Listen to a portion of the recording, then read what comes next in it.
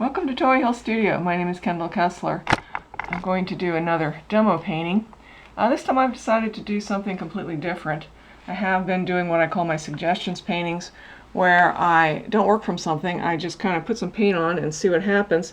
But today I've decided to work from something. And I'm not sure how I'm going to go with this, but what I'm going to do is a painting of a puppy. I've got this sketch right here, and I don't know, I'm going to use a more traditional palette instead of a very strong coloristic palette. In the art world, that's what I would be considered a colorist, someone who really gets into colors, doesn't like to use neutrals, and just really gets very expressive with it.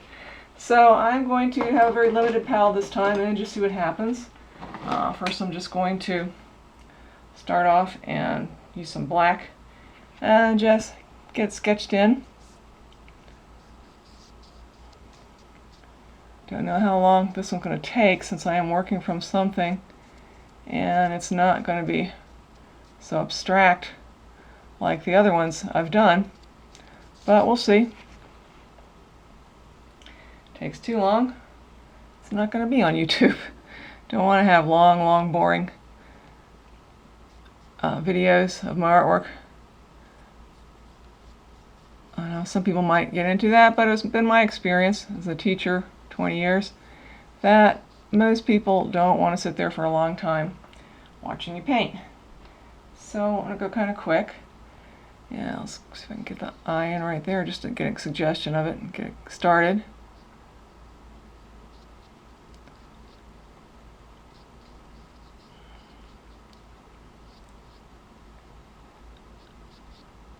Really am getting into doing this. It's not something I thought I would do, but I am getting into just kind of doing this kind of demo painting. I did a lot of that when I taught, but I did things that I really did do, as I said before, at the speed of light. I figured out a way to do that so that the people that weren't interested, which unfortunately was probably a good bit of the audience, since it was art appreciation, they were just taking it because pretty much had to have that elective. So I figured out how to do it, some demos really quick. And I had a lot of students who were real super impressed. And it's not the sort of thing most people will do, but I just thought it was real important to show people the process of what we do and try to explain some of the things. I know a lot of artists are putting up time-lapse, which I keep considering doing if I can figure out how to do it and be able to put them together. I haven't really tried yet. But have someone coming over that knows a lot more about this kind of stuff than me, so maybe he can help me. Right now he's got to help me with my phone. For some reason my Norton has disappeared. I'm not getting my updates every day, but if I go to the website, it says I still have the protection, so go figure. Those of us that didn't grow up with computers, we really have a little bit harder than those of you that did. But I keep learning, I keep trying. Okay, you can just see the basic sketch of what this is going to be. And now I'm going to use a lot more color. And I'm going to start to pull out the form a little more, because right now, even though it's a pretty good contour, it doesn't have a whole lot of volume to it. So, as I said, I'm going to use a more limited palette. See what happens. The last layer I may change my mind and get real coloristic and do something real zonky like I have been with the other ones. But I just thought I'd try something different for this demo. I am extremely versatile, and all modesty aside, I am extremely versatile and can do so many different kind of things. I've been doing this all my life, and I can do things that are very real looking. And I tell people, you got a photograph you want me to reproduce, I'll be glad to do it for you. It does cost a lot, because that sort of thing does take a very long time. But, as I said before, mainly what I like to do is very expressive, what people would call impressionistic, but it's kind of like a coloristic impressionism that also involves a lot of expression. A lot of expression with brushwork and all. Recently I shared a photograph that I saw of the Blue Ridge on Facebook, and a person's response just really didn't break my heart, but just kind of made me sad, because she thought maybe it was one of my paintings and I had just really gotten good. Okay, well, you know, if I reproduce a photograph, then I can't have expressive brushwork. And for a lot of artists, that is so much what it's all about.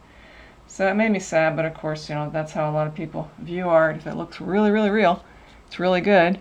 And she just assumed that that photograph was a really, really real painting of mine, and I had just gotten really much better. But that's okay. It's all interesting to me. I love all kinds of artwork. And I think this is taking a long time. I usually like to go a lot faster than this, but I do want to probably just do one layer this time and not do the second layer and dry it and do the second layer, because it's just going to take so long. And I don't like the demos to take a long, long time. Maybe it's just all those years of that Art of Preach stuff, I don't know. But I really don't want to have real, real long YouTubes. So I may just do part of this. Also, I'm kind of running out of things to say. And I think I like it better when people do these demos when they're talking than just the fast time lapse. Because I like to hear what artists have to say. I mean, that's what I am, and I'm always interested in everybody's opinion. We tend to differ quite a bit, though, I must admit, in just about everything. But we have some points of agreement. Okay, I'm going to need a smaller brush for the areas that I'm working on now. I want to do in the eye area. Put in an iris. Put it on both sides. And then put the white of the eye. Let it be a little bit dirty, because I'm sure you probably noticed that people's eyes, all creatures' eyes, aren't really perfectly white. There's always some color in there. So, get that in there too.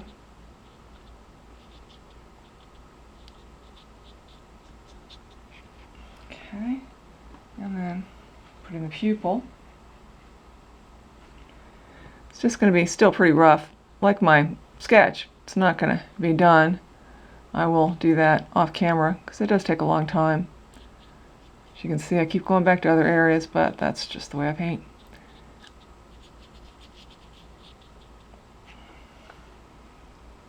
Okay, and I'm going to the nose area. Again, I'm not going to make it perfectly black, but we'll get it pretty darkened through here.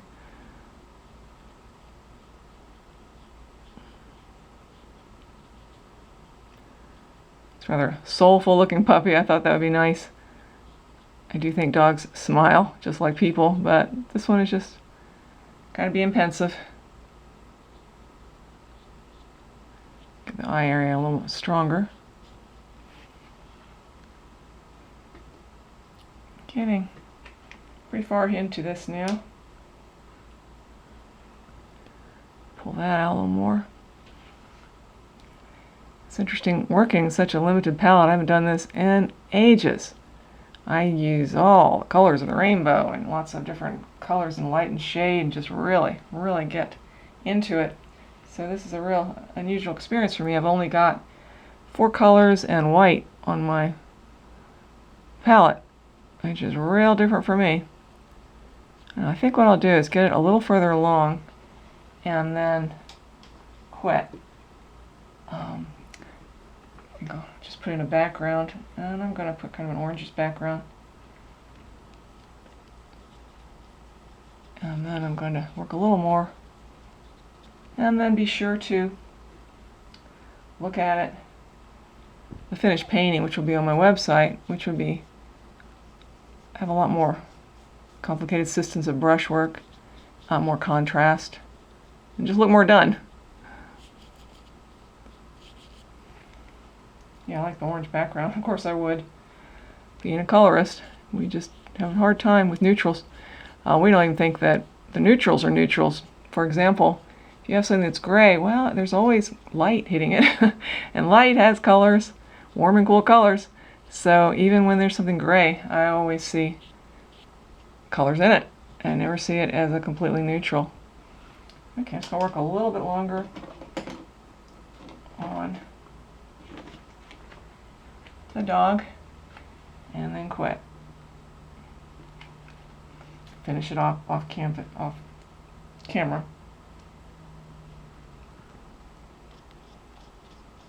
Did want to kind of fill it in and build up the form a little more. It's one of the things that takes a long time in painting, is to really fill up areas that come out at you, perspective, and that takes a long time. One of the demos I used to do, I would explain to them that really the hardest part is actually the outline. People have it backwards. They think that all that detail stuff is real hard. Well, it's not easy, but it just takes forever. What's really hard is getting right on that contour. If you can do that, you can really draw. Especially if you're not doing anything else but just going on that contour. Then you are quite a dressman. I remember having one student that was really good at that. It was very impressive. He would just very slowly take one line, go around the whole figure. It was in a drawing class, a life drawing class, and he would just get it right on the money. The other students were very impressed. And if you draw a lot, you would understand what I'm talking about. Kind of wanted to have both ears in, but I kind of messed up my space a little bit. I might change that a little bit in the final layers.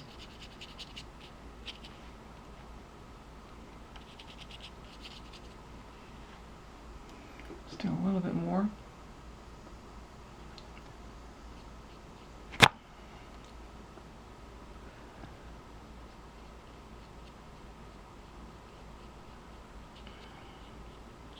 You can see it's going to be a long time to really get all the fur and everything. That's what just takes a long time. Can't do that in a few minutes. Just takes a lot of time. And I am kind of doing this more representational than I usually do. That's when we make things pretty much the way they look and not abstract. And I am doing that. I wasn't, when I started this, I thought, I don't know, am I going to just get out my zonky stuff and do that? Just do more of a suggestion type painting. And I thought, well, I don't know, I'll just kind of see what happens. And what's happened is I'm kind of making a puppy painting. I'm just going to go through the outer contour a little bit more.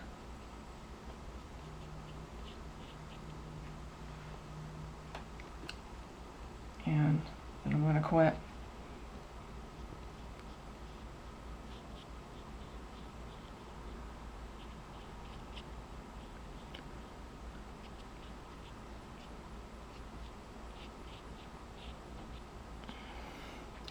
Okay, still plenty of work to do on it, but it's to a point where I feel like you can see pretty much where I'm going. And I thank you for watching. Be sure to click on the link in the description to see the final painting, and also to see a lot more of my work. As I said, I do a lot of different things, mostly of the Blue Ridge, and also of people and still life, so I just do it all. I love art, live to paint, and work hard to sell it. I do not sell prints of these fast paintings, but, oh crud, I can't believe I said that. I do not sell originals of these fast paintings because I'm using inexpensive paint and cheap paper. But you can get really great archival prints, large and small, and on just about anything. So, thank you for watching once again. Bye-bye.